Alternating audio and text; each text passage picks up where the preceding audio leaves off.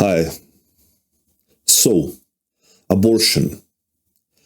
A difficult subject, but as someone would say, the only subjects worth talking about are difficult.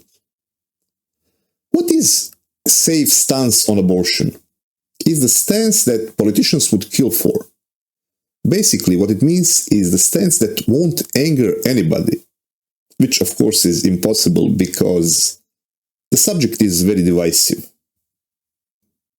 You're either a cave-dwelling troglodyte who wants to subjugate women, or you are a child murderer. There is nothing in between.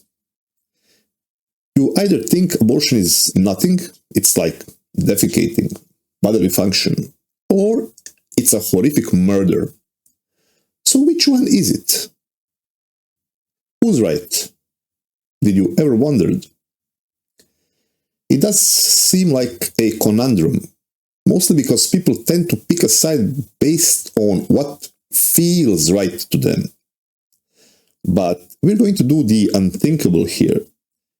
We're going to invest 1% of our brain power and actually think about it.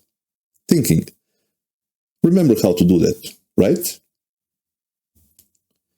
If we look at biology and more simple organisms like fish, it becomes quite clear what's the deal here. Ladyfish simply lays millions of their eggs on some underwater branch, and daddyfish squirts some contribution all over, and they go on their merry way. The little fish hatch and they drift away as plankton, alive from the very first moment, tossed straight into the wild.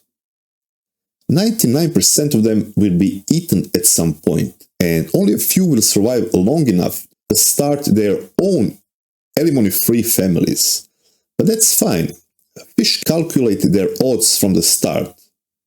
That's why they lay millions of eggs. The more advanced life becomes, the fewer offspring it produces, and more it invests in each one. More time, more protection, more socialization. Elephants are pregnant for 22 months and take up to 15 years to raise their young. Killer whales gestate for 17 months and need about a decade to raise a proper calf. Human babies usually come in quantity of one, and lately, that child doesn't start living independently until about age 36. In the animal kingdom, that's a long freaking time.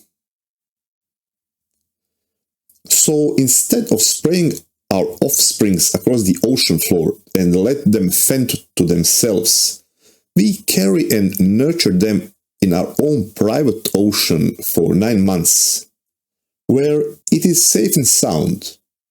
Or is it?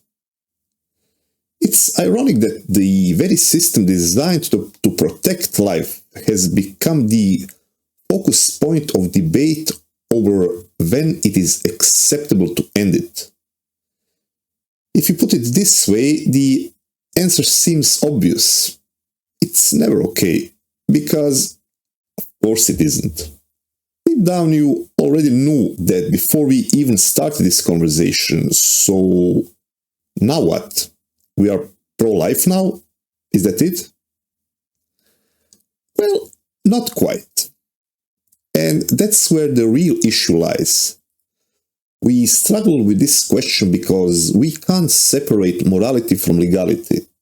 In this case, as with euthanasia, those two ideas need to be detached. So, I think it should remain legal, but we should have no doubt about what it is.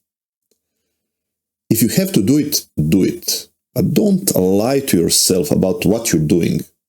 It is what it looks like. So why keep it legal? Because banning it won't stop people from being irresponsible. It'll just make things far more dangerous for women. You can't deny someone an abortion any more than you can deny medical treatment to a smoker or an overweight person. Evicting an unwanted guest is legal even from your own house, let alone from your belly. And sure, better education, prevention, support for parents, or fast-track adoption services would all help. But in most places, that level of social safety net doesn't exist and may never exist. I'm curious, what do you think on this? That was all for today. Thank you, until next time. Will you see the lightning's eyes? Will you love the lightning and take it into your heart? When the lightning strikes